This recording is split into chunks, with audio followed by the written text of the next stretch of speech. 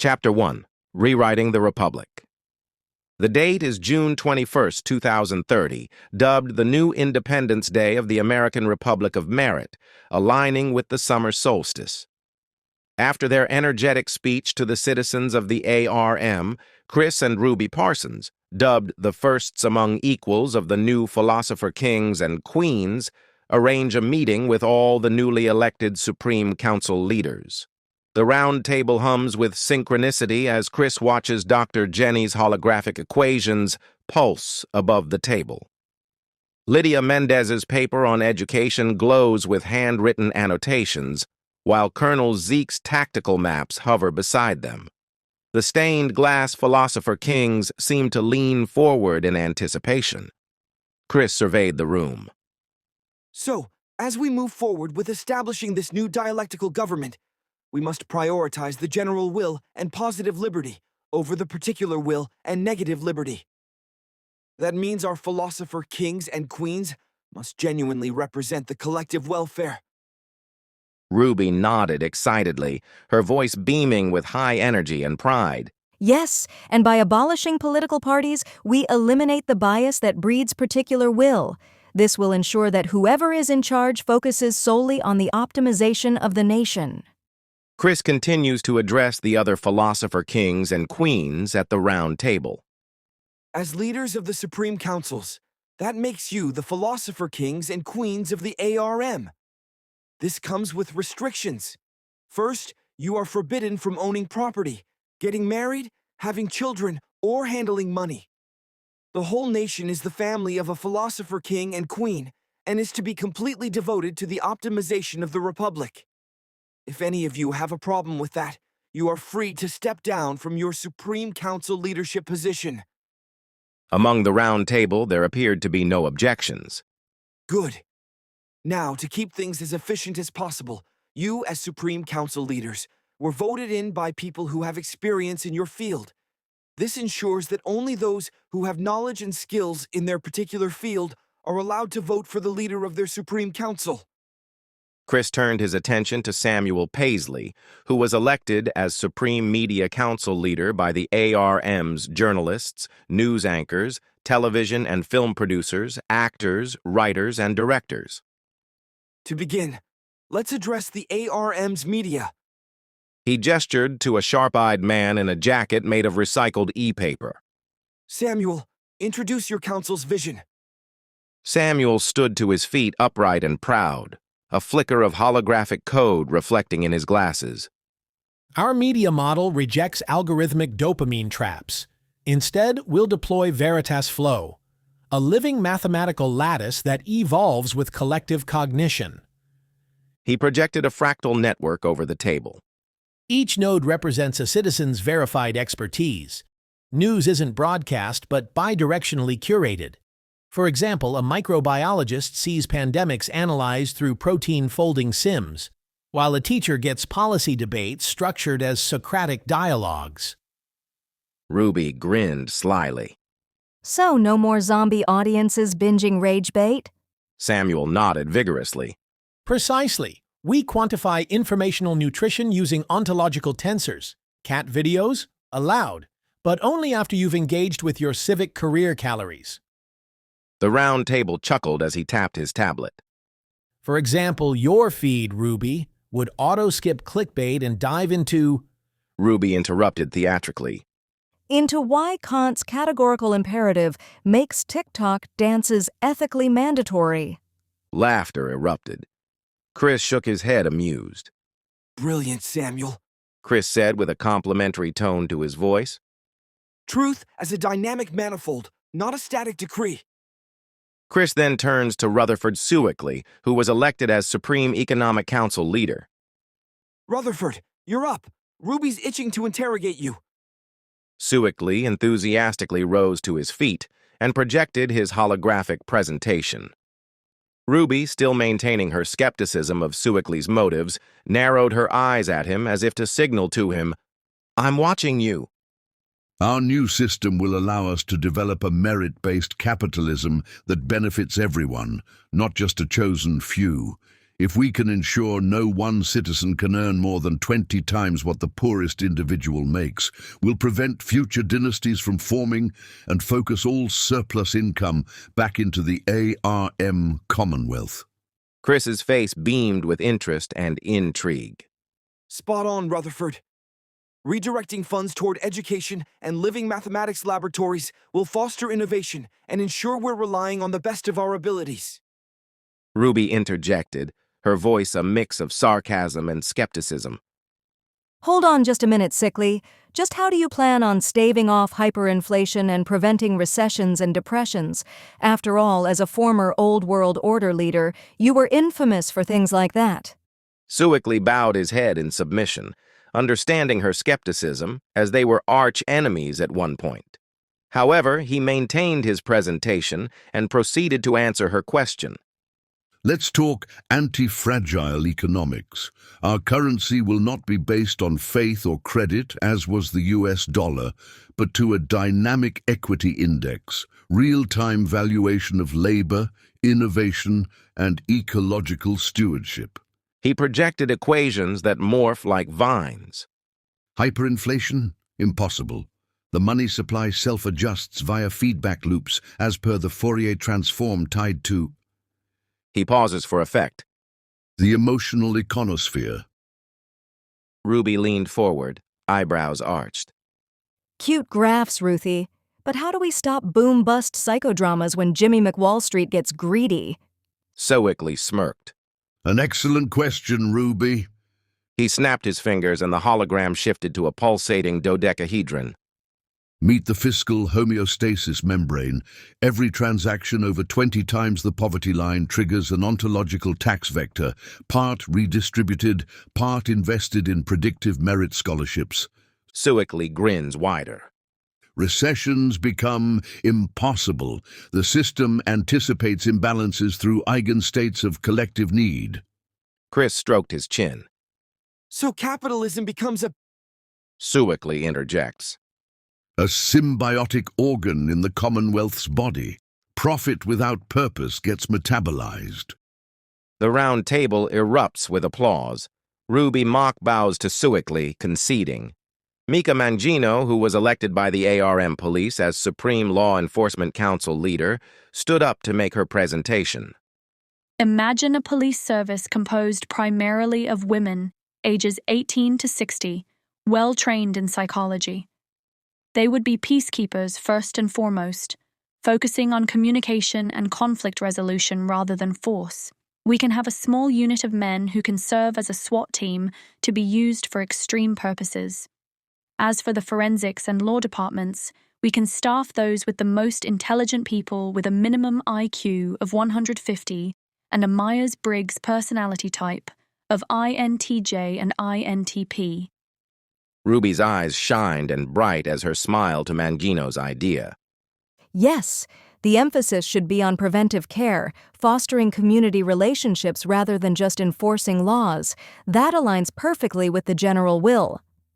Chris added his 2 cents, excitement in his voice. And having a backup SWAT team in only extreme cases, as well as a highly intelligent forensics and law department, is an excellent idea. Mangino blushed, turning beet red. She continued with her presentation, tapping her badge, which glowed with crime-predictive algorithms. Back to policing. Our peacekeepers will use topological crime maps. Think clean bottle logic. High-risk areas get patrolled from inside the community's psyche, not external raids. She projected a shimmering donut-shaped graph. Every social interaction feeds into a Betty number analysis. Gang tensions resolve before guns drawn. Ruby fake whispered to Lydia. Bet she's fun at parties. Lydia giggled discreetly at Ruby's quip. Ruby praised Mangino. Fantastic work, Mika. Mangino, pleased with herself, sat down, concluding her presentation. Ruby rubbed her chin, her eyes directed toward the ceiling, symbolizing her thinking deeply. In fact, it indirectly inspired a radical idea within me. What if we replace mere politics with political science? A synthesis, you know, politics as the thesis and science as the antithesis. The room buzzes with curiosity as another Supreme Council leader, Lydia Mendez, specializing in education, interjects with interest. That sounds intriguing, Ruby. How would that work in practical terms? Chris fielded Lydia's question, explaining as he sketches on a notepad. So, here's a clear example. We could govern by developing hypotheses regarding new laws or policies. For instance, if we're considering a new educational reform. Ruby picked up the thread. We'd first form a hypothesis and then test various models in select schools to observe their effects before implementing them nationwide. Suickley became animated at the insightful idea. And we would meticulously record the outcomes, releasing those publicly to keep transparency. We want everyone to see how these experimental policies work. Ruby gestured to Suickley. Exactly, Sickly. Lydia added with high energy in her voice. I love that. It introduces a kind of accountability that's been so severely lacking in the previous system. The former teacher of Chris, Ruby, and Candy, and unanimously elected by teachers and principals nationwide to the position of Supreme Education Council leader, rose to her feet to make her presentation. She projects her hologram, which displays a list of 11 points. I feel it best that the education system should be based on 11 simple rules. 1. Obviously, teaching basic reading, writing, and counting. 2. Identify a child's strengths at an early age and make those the heart of his education, while offering abundant encouragement. 3. Education for the sake of lifelong learning. 4. Separate students by Myers-Briggs type.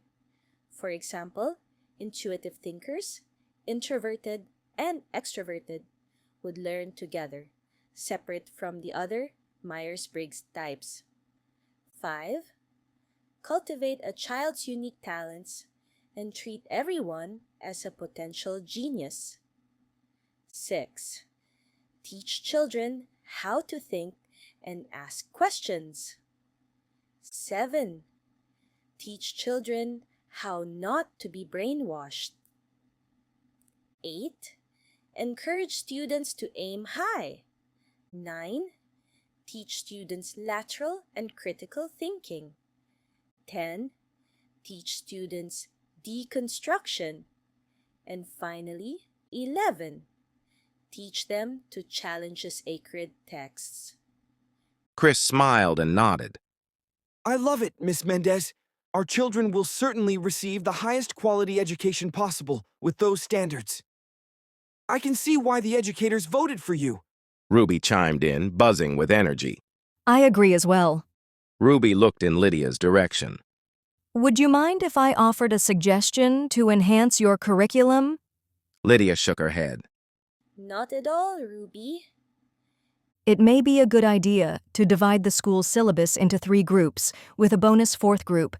The first group involves ages 4 to 10, primary education based on the 16 Myers-Briggs personality types. The second group involves ages 10 to 16, secondary education based on the Kiersey temperaments. The third group involves ages 16 to 21, tertiary education, where students are trained in their chosen skill for 10,000 hours. And if a student chooses to receive more training, he or she can perform PhD-level type work between the ages of 21 and 26. Lydia had a look of surprise and then smiled warmly. Actually, I'm a few steps ahead of you, Ruby. She snapped her fingers, switching her holographic presentation to a list of 4 points. Because I put together a structure just as you described. Chris was visibly impressed. Exceptional work, Miss Mendez. Suickley added with gusto. Exemplary. Lydia snaps her fingers again, switching back to holographic presentation of 11 points, zooming in on point 10. Which brings me to education upgrades. Rule 10, deconstruction, now includes manifold semiotics. Students dissect propaganda by graphing its emotional topology. She showed a meme transformed into a 4D sentiment matrix. Imagine Tucker Carlson's rants mapped as hyperbolic paraboloids. Ruby cackled. Finally, algebraic karma for gaslighters. Fantastic, Miss Mendez. Lydia shuts off her holographic presentation with a smile and sat back down. Next, Dr. Jennifer Kwan, unanimously elected Supreme Science Council leader by the ARM science community, stands to make her presentation, switching on her hologram. In the ARM's science community, we are dedicated to switching from the empirical approach in scientific inquiry to rational living mathematics. It means that everything we learn must return to benefit the community, aligning with the needs of the collective. Jenny continues, switching to another hologram in her presentation. Our labs will model ecosystems as living PDEs, partial differential equations that breathe. Ruby's eyes widened with wonder. Breathing equations. Sign me up. The Supreme Council leaders all chuckled. Ruby, now speaking seriously, continues. The science community could even extend into psychology, taking a holistic approach towards personal unconscious healing and shadow work. We could use this understanding to foster emotional intelligence among our citizens and eventually extend this approach into healing the collective unconscious of the nation. Jenny smiled, intrigued with Ruby's insight, and spouted excitedly. Fascinating. Next to speak were Colonel Zeke and Major Amma, who became co-Supreme Military Council leaders after both received the same number of votes from the ARM's armed forces. Major Amma switches on her holographic presentation. Colonel Zeke began speaking. We'll need a well-armed, well-trained militia that's highly educated in philosophy, psychology, and living mathematics. Their mission isn't just to protect. It's to understand and connect with the citizens they defend while upholding the general will. Major Amma added her reply, her voice filled with pride. Zeke and I have dubbed our new armed forces the ARM Math Militia. Chris and Ruby's eyes lit up, their smiles wide and bright. The other Supreme Council leaders were murmuring amongst each other with a mix of intrigue and excitement. Ruby shouted passionately. Math militia? I love it! Think about it. Any nation can have an army, but only the ARM has a math militia. Chris was just as excited as his sister. Excellent work, you two. You can proceed to implement the stipulations for those who choose to enlist in the math militia. I do have one condition, Ruby said, a mischievous grin on her face. Colonel Zeke and Major Amma turned their attention towards her. When the math militia storms Area 51, I call dibs on interviewing the aliens. Colonel Zeke smiled. Already done. Their non-Euclidean diplomacy protocols substantiate our hive mind defense matrix. The round tables collectively erupted in laughter. Dr. Marla O'Hara, elected by the ARM Health and Medicine Council as Supreme Council leader, spoke up, her tone serious. We must encourage holistic approaches to medical treatment. By lessening reliance on allopathic practices that primarily profit from illness, we promote health as a priority. And, as a bonus, by applying living mathematics, we can find ways to optimize our treatments to the maximum. The awe amongst the council leaders radiated, filling the entire room with abundant high energy. Dr. O'Hara continued, switching on her holographic presentation. Pharmaceutical trials? Conducted in metabolic Hilbert spaces, where drug interactions unfold in abstract dimensions before touching flesh. Amazing, Chris said. Dr. Jenny added. No more treatments for profit. This will greatly increase the mortality of the Republic. Wonderful job, Dr. O'Hara. Dr. O'Hara smiled, switches off her holographic presentation and sat back down. Finally, Candy, elected as the Supreme Religious Council leader, stood up to make her presentation. Through an impartial examination of all world religions, we can foster understanding rather than division. This will allow us to respect diverse beliefs while reinforcing unity under our philosophy. Our Interfaith Hub uses Gödelian metaethics, scriptures analyzed as recursive truth functions. No more my God versus yours, just infinite permutations of awe. A beat of reverent silence. Chris and Ruby locked eyes, the dream crystallizing. As sunlight shifts, the holograms weave into a single pulsating proof, the equation of a better world. Chris stood up, his voice tremulous with hope. All algorithms, no oligarchs. Ruby raises her chai latte in a toast. To the American Republic of Merit, and to the philosopher kings and queens who will take this nation beyond the stars. Glasses clink. The round table now a swirling galaxy of ideas, each counselor a star, each policy a constellation.